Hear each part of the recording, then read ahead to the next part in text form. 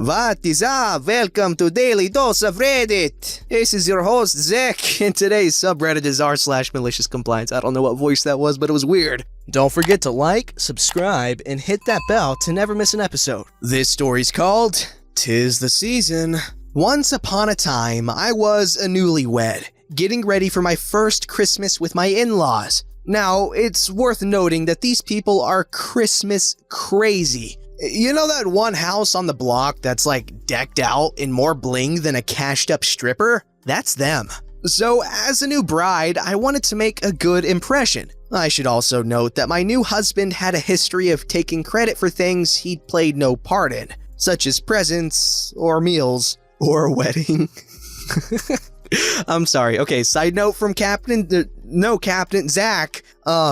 I love that casual shade throwing at her husband. That's funny. Anyways, moving on, sorry. In the lead up to Christmas, I had shopped, wrapped, and ribboned as if my life depended on it. Everyone had carefully selected gifts that were wrapped immaculately, with a complimenting ribbon and bow and handmade tags, not the stickers with to and from. Christmas morning, I was ready. We entered the living room, and after the momentary visual adjustment required for that amount of tinsel in a confined space, everyone sat down around the tree for the gift-giving ceremony. The ceremony was a big part of the day for my in-laws. One person was selected to wear a Santa hat and distribute the gifts one by one. When it was your turn to open a gift, everyone watched you. What I didn't know then is this was a form of analysis, so it could be discussed later. A few gifts are given out, then one of the ones I'd wrapped was handed to my husband. I was terribly excited. It was something he'd wanted for ages.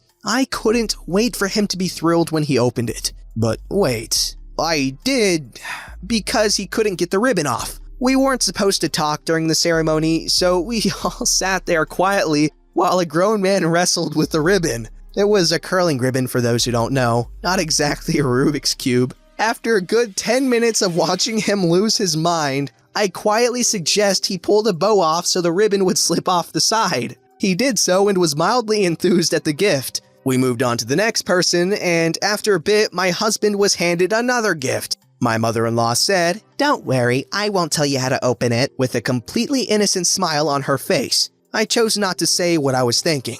Shortly after, a gift was handed to me from my parents-in-law, with an insincere apology that it didn't have a bow. At this point, I figured I must have somehow broken ceremony etiquette by using ribbon. I made a mental note to not repeat my mistake in the future and laughed it off. First Christmas, right? There's bound to be some hiccups. Following the ceremony, it was lunchtime, which went fine. Afterwards, the men retired downstairs while the women cleaned up. This wasn't unusual as they're a fairly traditional family. Except instead of helping my mother and sister-in-law with the dishes, I was sent to collect the scraps of wrapping paper from earlier and take them out to the rubbish. This was a little unusual. When I'd been there for meals before, I'd done dishes with them. But again, it's Christmas and they have their rules. So I collected it all up and then went back to the kitchen to get another rubbish bag. I was in the hallway and I overheard their conversation about how utterly terrible I was at domestic things. How I'd clearly paid to have the gifts wrapped to show off how the things I'd picked were unsuitable and I was so ungrateful for what they've given me, etc., etc. I was steamed. Unexpectedly, my husband chimed in. If I'd have known she was gonna go stupid with it, I would have helped, but I was so busy working and she swore she'd take care of it. I went from steamed to apocalyptic. He was in his third week of an 8-week holiday from work, while I was working extra shifts trying to get a promotion. I had begged him to help me choose things for his family. When we got home later and I'd calmed down a bit, I tried talking to him about it. His response was a groveling apology and an explanation that his family were a bit crazy about Christmas and that I should just leave family gifts to him. So the following Christmas, I bought a gift for each of them.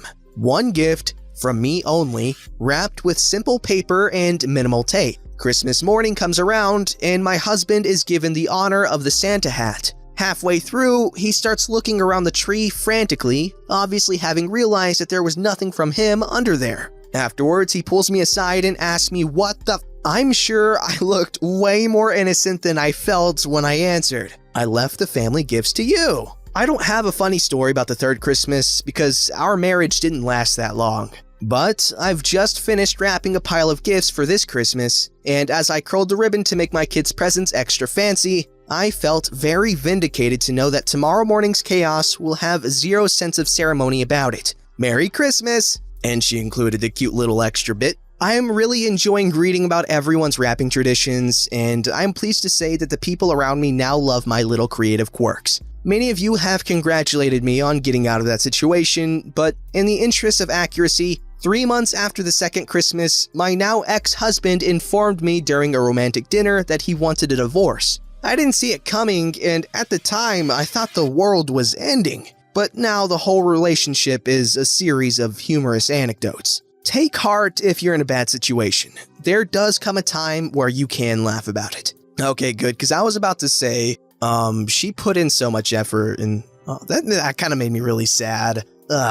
This is why I'm a firm believer in always clearing the air when there's anything uncomfortable going on, obviously within reason. But with things like that, where they accuse her of, having it professionally wrapped and all that stuff, she should have gone into the kitchen and been like, hey, I couldn't have helped but overhear, what happened. And I just wanted to say that I really wanted to impress you guys and all that stuff. And just be honest with your intentions and be honest about your intentions. But obviously, it's a little too late for her to do that, and I'm glad that she's out of that situation and into a happier one. I'm done rambling. Actually, no, I'm not done. Christmas traditions. Let me know in the comments below. I love Christmas and Christmas traditions. Reading about them always makes me smile because I love Christmas, and I don't get to celebrate myself, and Christmas is great. I love Christmas. So yeah, Christmas traditions in the comments now! This story's called A Much-Deserved Break. Background. I work nights at a small chain grocery store near me. I have a full-time job during the day and head over to this retail job at nights and work 6 to 10 p.m. as a cashier. Most weeknights, it's extremely slow. I'm talking maybe 2 to 3 customers per hour after 8 p.m. And we were told that as long as there's no customers around or waiting to be cashed out, you can be on your phone. We always stay close to monitor our lanes and usually will notice anyone walking down and immediately assist them, regardless. All of the names in this have been changed. So, a typical Wednesday night. It's about 8:45 p.m. and there's only a few customers walking around the store. We have 3 cashiers, 2 female, 1 male, me included, a senior cashier, female, and a customer service manager, also female, on the front, and the stocking staff, who are mostly male, throughout the store restocking the shelves. Most of the time, we don't stand behind our registers waiting for people to walk up. We kinda group up together and chat, or lean up against one of the racks and do stuff on our phones. In this particular scenario, the only male front-end employee was on self-checkout, and was meticulously using scissors to trim the edges of ripped-out coupons. The dude's got odd hobbies, I don't judge. While the remaining staff, all female, were either chatting or on their phones. I was reading a book on my phone. All of a sudden, one of the store managers, Ted, walks over to where most of us are congregated and asks us to come near him. The conversation goes like this. Hey guys, we just got a complaint. A customer said that she is tired of coming in here at night and seeing all the women on their phones and screwing around while all the men do the work. She said that all female employees ignored her when she had a question and that they should be put to work while the men get to take a break. I explained the store policy about downtime, but she apparently has only seen female employees on their phone and claimed it's not a fair policy and should be changed to include all male employees. Me, flabbergasted. What the hell is she talking about? We were told that we're allowed to have our phones out if there's no people, and nobody's come up and asked us anything. Most of the store staff, aside from the front end, is male, so I know, but can you be discreet? I begin to ask who she is, but he cuts me off. I'm not telling you who she is. She wanted to remain anonymous. Most of us roll our eyes, but not at him. You could tell he didn't give a rat's patootie about what she had to say. Now, while Ted didn't tell us who this complaining customer was, there were only 2 people in the store at this time, and one was a guy, so process of elimination. Sure enough, 15 minutes later, Karen struts her way down my lane with her nose in the air and a satisfied smirk on her lips, dropping all her groceries on the belt. I give her the customer service voice and fake smile, but I keep seeing her side-eye my phone where it's sitting on the counter to my right, where the receipt printer sits. I cash her out, she snatches the receipt, and stomps out, not saying a word, but making sure to shoot my other female coworkers dirty looks as she leaves. She's a repeat customer. I've seen her in there quite a few times during my shifts at night, and I recognize her as the same woman who consistently complains about only female staff, which was confirmed by every female worker I asked after this happened. Almost every woman that works on the store floor, me included, has had at least one nasty run-in with her. So I turn to my fellow employees and a grin spreads across my face. It's on.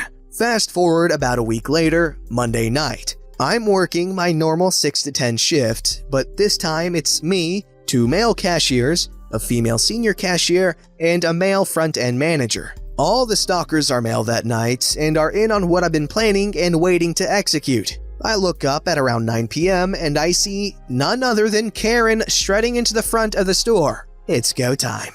The front-end manager hops on the walkie-talkie to all the stalking crew, telling them that Special K's in the store. Immediately, all the stalkers drop whatever they're doing and pull out their phones, leaning against the shelves while they play around. Even the one male employee at the deli got his phone out while his female coworker was the only one helping customers. It takes her a good 20 minutes to make her way through the store. Later, I find out that she walked through almost every aisle and saw 6 out of 7 stock guys on their phone, including the deli, who all ignored her. The second she rounds the corner to come up to the front with her purchases, me and the senior female cashier both get to work, heads down and cleaning registers in neighboring ones that are open, and trying not to laugh, while the 3 male employees stand in a circle on their phones. Karen walks down one of the lanes and drops her stuff, but none of my male associates pay her any attention. She clears her throat and turns to Savannah, my coworker, who is cleaning the lane next to the one she's standing at, and I can hear her clear as day. Excuse me, can someone ring up my items? Savannah, in her most exaggerated customer service voice, I'm so sorry, miss. I'm cleaning like I'm supposed to. One of the guys is on that register. She points to the group of male employees who all look up from their phones and blink at her. Eric, the brave one of the group, and who just so happens to be on that register, just smiles at her and says, "I'll be right there. We're taking a much-deserved break," and looks back down at his phone. The woman starts stammering and ranting about how this is unacceptable and that the men in the store have always been so helpful. She demands to see a manager, who also happens to be female that night and in on our plan. Nick, the customer service manager, tells her with a straight face that Emily is currently unloading one of the trucks in the back and can't leave the merchandise, but he'd be glad to provide her the customer service number if she would like to make a complaint. She accepts that and he hands her one of the business cards with a number on it. I give the cutoff signal and the charade ends, and Eric walks over and begins cashing her out, the same bright smile on his face. Karen is grumbling under her breath about how abnormally rude the employees have been. When Eric hands her the receipt, he looks her dead in the eyes and goes for the kill shot. "Well, ma'am, we're just making sure that all of the men get their well-deserved breaks while the ladies do the work." Her face turns red and her expression drops as she quickly grabs her bags and rushes out of the store. I haven't seen her since, and she never called the customer service number to complain. I really don't understand how women can be sexist against women. That's so weird, man. Well, I'm assuming that was sexism, right? Because she's like, "Oh, the boys deserve..." Yeah, that was sexism. Well, she's a nasty old woman. This story's called, "My Music is Too Loud? Go File a Complaint Against Me." This happened to me a couple of years ago. Background story. I was hospitalized one night for a spine problem and waiting for surgery next morning. I was in a big double bedroom with another patient with a couple of curtains separating the beds. The other patient was a stroke patient with no speaking ability or mobility, and she has a caretaker, not patient's family. I was in agony, so the doctor gave me something strong to fall asleep with, and it worked till 5 a.m. My caretaker neighbor, for whatever reason, started playing very loud music from her phone. I was jerking awake and pissed. It's 5 in the freaking morning. Are you kidding me? Let me sleep. So I asked her politely to turn off the music or use headphones. Surprisingly, she just ignored me, not even bothering to say a word. The music was so loud that the nurse came in and asked her to turn it down because patients from the next room were complaining. The caretaker told the nurse her employer wasn't complaining, so she's fine with the music. If there is a problem, they should talk to her employer, not her. Her employer wasn't able to speak or move. This is basically torture. Here's the malicious compliance part. I noticed that my neighbor patient always goes to physical therapy at 9 a.m. and her horrible caretaker would stay in the room and sleep till 11:30 a.m. Also, I made sure there were no other patients in the next rooms and told the nurse what my plan was. Then I had my laptop and Bluetooth speaker with me. I started to play the whole 2016 Tomorrowland playlist and turned the room into a nightclub. The caretaker was so pissed and she screamed at me saying she was sleeping and my music woke her up. Well, tell your employer to file a complaint against me or to the hospital, or let your employer talk to me directly. Since then, my journey in the hospital was 100 times easier. Long edit. For some people who have questions about why the hospital wouldn't kick her out, it's a complicated question. Basically, the caretaker isn't employed by the hospital, so they can't just kick her out, but sure, they can ask her to leave. By removing her, it would cause more problems like who's going to take care of the patient. Also, the hospital would risk losing a profitable patient if they piss the patient's family off. It's sad, but it's the reality of the healthcare system in my country. Okay, first of all, this guy says that English isn't his first or second language. I'm insanely impressed at how good this was written. How well this was written.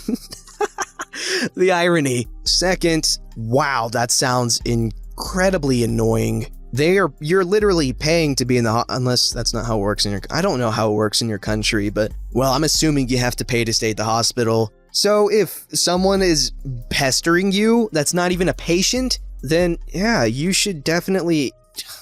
That's so stupid. Don't forget to like, subscribe, and hit that bell to never miss an episode.